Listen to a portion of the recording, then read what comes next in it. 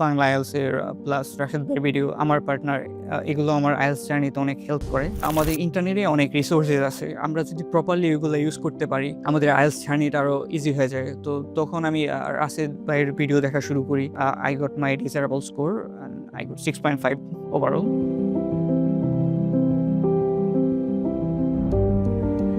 আসসালামু আলাইকুম। আমি তানিন। আমি ফেব্রুয়ারি ইনটেক ২০২৬ এ ইউনিভার্সিটি অফ ওয়েস্ট লন্ডন থেকে bachelor of engineering in civil and environmental engineering এ ইউকে তে ভিসা পেয়েছি।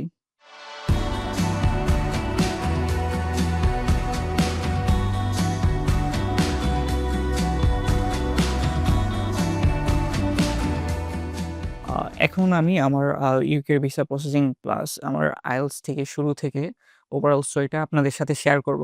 আ আমি ডিপ্লোমা কমপ্লিট করি দেন ইন সিভিল ইঞ্জিনিয়ারিং এর উপর। আগে থেকেই প্ল্যান ছিল যে আ বাহিরে উচ্চশিক্ষার জন্য। ফর এক্সাম্পল আমরা যদি ডিপ্লোমার পরে আমাদের বাংলাদেশে অপশন অনেক লিমিটেড। ফর এক্সাম্পল একটা ভালো ইউনিভার্সিটি আছে, ওইটা হলো ডুয়েট। অ্যান্ড ডুয়েটের মধ্যে অনেক কম্পিটিশন আ বিকজ আমাদের বাংলাদেশে অনেক সরকারি প্লাস বেসরকারি পলিটেকনিক ইনস্টিটিউট আছে। অ্যান্ড সবার জন্য জাস্ট একটা ইনস্টিটিউট। আ সো ওইখানে আমাদের একটা একটা সিটের জন্য অনেকের চেষ্টা করতে হয়। অনেকে আ ফার্স্ট ইয়ারে পায়, দেন আবার সেকেন্ড টাইমে অনেকের হয়। সো ওইটা কমপ্লিট করতে আমাদের অলমোস্ট ২ ইয়ারের মতো চলে যায়। তো আমি ওইটার থেকে কট বাঁধা নিয়ম থেকে কিছু বাইরে চিন্তা করতেছিলাম যে বাহিরে আমাদের ডিপ্লোমাদের স্টুডেন্টদের জন্য কি, কি ফ্যাসিলিটি আছে? আম আমরা ইউজুয়ালি দেখি যে জেনারেল থেকে যারা এইচএসসি কমপ্লিট করেছে, তারা যখন বাইরে পড়তে যায় তাদের হয়তো কোনো বড় ভাই বা ফ্রেন্ড থাকে যাদের ওরা দেখে বা YouTube থেকে অনেক ভিডিও দেখে তারা গাইডলাইনটা পেয়ে যায়। কিন্তু ডিপ্লোমার স্টুডেন্টরা বাহিরে যায় নাই এমন হয় নাই। বাট অনেক স্টুডেন্ট আছে। But compare to general student এটা একটু পার্সেন্টেজটা একটু লেস। তো আমি আমার নিজের মতো রিসার্চ শুরু করি। দেন আমার ডিপ্লোমার লাস্ট ইনটেকে তখন ওইটা আমাদের ইন্টার্নশিপ হয়। তো আমি তখন IELTS এর প্রিপারেশন শুরু করি। ইন্টারনেট থেকে ইন্টারনেট ঘাটাঘাটি শুরু করি। তো তখন আমি যা পাই যে আমাদের ইন্টারনেটে অনেক রিসোর্সেস আছে। আমরা যদি প্রপারলি ওগুলো ইউজ করতে পারি, আমাদের IELTS জার্নিটা আরো ইজি হয়ে যায়। তো তখন আমি রাশেদ ভাইয়ের ভিডিও দেখা শুরু করি। আম আমার একটা ফ্রেন্ড ছিল যে বাংলা IELTS থেকে ওর কোচিং কমপ্লিট করেছিল। সো ও আমাকে সাজেস্ট করে যে, "তুই ভাইয়ার ভিডিও দেখতে পারিস YouTube এর মধ্যে।" আর আমি ভাইয়ার ভিডিও ফার্স্ট ১ম দেখি যখন রিডিং এ। রিডিং আমরা যারা IELTS করতেছি বা যারা করেছে তারা জানে reading can be a nightmare. Reading এ জন্য আমাদের অনেক ঘাটাঘাটি করতে হয়। প্লাস আমরা অনেক টিপস অ্যান্ড ট্রিক এর পিছনে ছুটি। আ সো তখন আমি ভাইয়ার ভিডিও দেখা শুরু করি।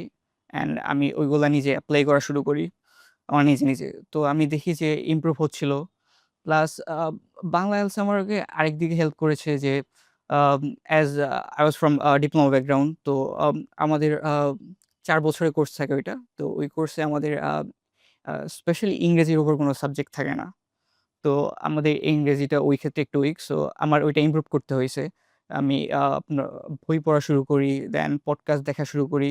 অ্যান্ড আমার ছোট থেকে আমি I was a big movie buff. So আমার মুভি, সিরিজ ওইগুলোর সাথে আমি ইন্টারেক্ট অনেক ছোট থেকেই দেখতাম। সো উম আমি যখন এগুলা ট্রাই করতে থাকি, এইগুলো অনেক হেল্পফুল যদি আপনি প্রপার ওয়েতে ইউজ করতে পারেন। আর ফর কোচিং সেন্টারেও আপনি যদি কোনো কোচিং সেন্টারে ভর্তি হন, IELTS এর ক্ষেত্রে ওনারা জাস্ট আপনাকে হয়তো ওই রাস্তাটা দেখিয়ে দিতে হবে। ইন কেস এক্সাম আপনাকে দিতে হবে। সো ওই রাস্তাতে আপনার নিজে হাঁটতে হবে। সো আপনি যদি টোটালি কোনো কারো উপর নির্ভর হয়ে থাকেন, that won't be good for you. So আপনার নিজে রিসার্চ করতে হবে। সো ওইসব দেখে আমি বের করি। প্লাস ফর স্পিকিং হলো আরেকটা পাথ। বাই বর্ন আমাদের ইংলিশ একটা international language and it's our second language. For example আমরা শুরু থেকে কখনোই ইংলিশে ভালো থাকি না। কারণ আমরা ছোট থেকে ইংলিশ সাবজেক্টের সাথে আমরা পরিচিত।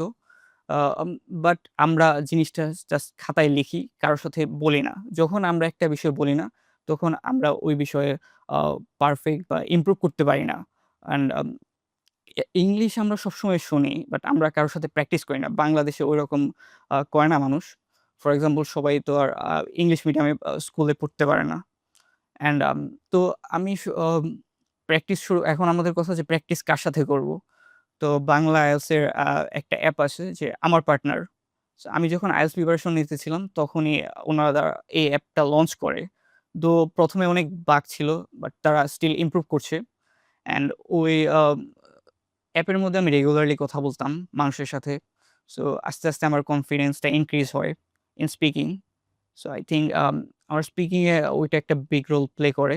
ওভারঅল আমি বলতে চাই যে আম বাংলা IELTS এর প্লাস রাশেদ ভাইয়ের ভিডিও, আমার পার্টনার এগুলো আমার IELTS জার্নিতে অনেক হেল্প করে।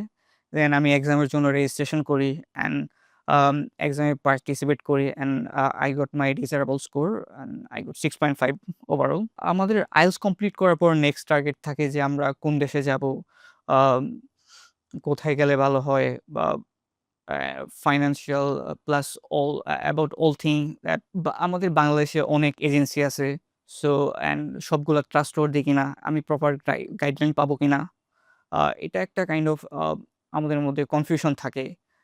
প্লাস আমাদের প্যারেন্টসদেরও কনভিন্স করতে হয় যে না, এজেন্সি ভালো, যে ট্রাস্টওয়ার্দি। ওই ক্ষেত্রে যারা আমরা IELTS করি মূলত মেক্সিমাম পাবলিকই আপনার রাশেদ ভাইয়ের ভিডিও দেখছে বা হয়তো উনার পেজে ইনক্লুড আছে। তো আমরা উনার সম্পর্কে জানি। অ্যান্ড ওই ক্ষেত্রে উনার উপর একটা কাইন্ড অফ ট্রাস্ট বিল্ড হয় যে না, ভাই আমাদের সাথে স্ক্যাম টাইপ করবে না। তো আ তারপর আমার প্যারেন্টসদের কনভিন্স করি। আমি বাংলা IELTS আমার বাসা গাজীপুর। তো বাংলা IELTS এর মেইন ব্রাঞ্চ এটা উত্তরায়। সো বেশি দূরে না। তো আমি নিজে এখানে আসি। তারপর এখানে কাউন্সিলরদের সাথে কথা বলি যে নেক্সট প্রসেস কি করা যায়? কোন কান্ট্রি আমার জন্য বেস্ট হবে? অ্যান্ড তারপর আমি রিয়াদ ভাইয়ের সাথে কথা বলি। উনি আমার কাউন্সিলর ছিল। অ্যান্ড উনি আমাকে ইউকের ব্যাপারে বলে। তো ইউকে আদার কান্ট্রি গুলাতে ব্যাচেলর আমরা জানি ৪ ইয়ারের অ্যান্ড ইউকেতে ওইটা ৩ বছরের। সো আমরা ১ ইয়ার সেভ করতে পারছি। অ্যান্ড তারপর আমি ইউনিভার্সিটি সিলেক্ট করি। উনি আমাকে ইউনিভার্সিটি গুলার কথা বলেন যে আমি ডিপ্লোমা কমপ্লিট করেছিলাম সিভিল ইঞ্জিনিয়ারিং এর উপর। তো আমার আ ব্যাচেলর কমপ্লিট করার ইচ্ছা ছিল সিভিল ইঞ্জিনিয়ারিং এর উপর। তো উনি আমার প্রেফারেন্স অনুযায়ী আমাকে ইউনিভার্সিটি সাজেস্ট করেন। অ্যান্ড তারপর আমি নিজে আ রিসার্চ করি। Then university of West London select করি। আর তারপর আমার প্রসেস শুরু করি। প্রসেস শুরু করার পর ভাইয়া আমাকে অনেক হেল্প করছে। প্লাস আমাদের আরেকটা প্রবলেম থাকে যে আমাদের বাসার কাছে অনেকের এজেন্সি থাকে না। তো একটা প্রবলেম যে আমাদের রেগুলার আসা যাওয়া করা লাগে। তারপর বাংলা IELTS অ্যান্ড ইমিগ্রেশন সেন্টারের মধ্যে আ সোহাগ ভাই আমাকে অনেক হেল্প করে। আ উনি যদি কোনো ডকুমেন্টের দরকার হয় উনি আমাকে বলেন WhatsApp এ, তো আমি ওইটা আ স্ক্যান কপি পাঠায় দিলেও প্রসেসটা হয়ে যাচ্ছিল। অ্যান্ড আফটার অ্যাপ্লিকেশন যখন আমি আমার কন্ডিশনাল অফার লেটারটা পাই, দেন তো আমার ক্যাসের জন্য প্রিপারেশন স্টার্ট হয়। And cash can be a tough thing for lot of student because আমাদের ওইখানে university information plus lots of information জিজ্ঞেস করে। অ্যান্ড বাংলা IELTS এ আমাকে ওইটার জন্য সিলভি আপু প্রিপেয়ার্ড করে। And she was very helpful. কারণ উনি আমার ৪ টা না প্রবাবলি ৫ টা সেশন নেন। উনি তারপর বলে যে, "তুমি প্রিপেয়ার্ড?" তো আমি চিন্তা করেছিলাম যে না, আমার হয়তো আরো টাইম লাগবে। কোর্স উনি আমাকে একটা কোয়েশ্চেন স্ট্রাকচার দেয়। দেন বলে যে নিজে রিসার্চ করতে। কারণ আমরা নিজে রিসার্চ করলে ইনফরমেশন গুলো আমাদের মাথায় থাকে প্রপারলি। তারপর আমার কেস ইন্টারভিউ হয়। অ্যান্ড আমার কেস ইন্টারভিউটা প্রবাবলি ১৫-২০ মিনিটের মতো হয়। অ্যান্ড কোয়েশ্চেন গুলা অনেক ইজি ছিল। আমার মনে হয় কোয়েশ্চেন গুলো অনেক ইজি ছিল কারণ আপু আমাকে সব বিষয় প্রিপেয়ার্ড করেছিল। That's why. তারপর আমি আমার ভিসার জন্য এপ্লাই করি। আর আমার বায়ো ছিল আ ১০ ডিসেম্বর।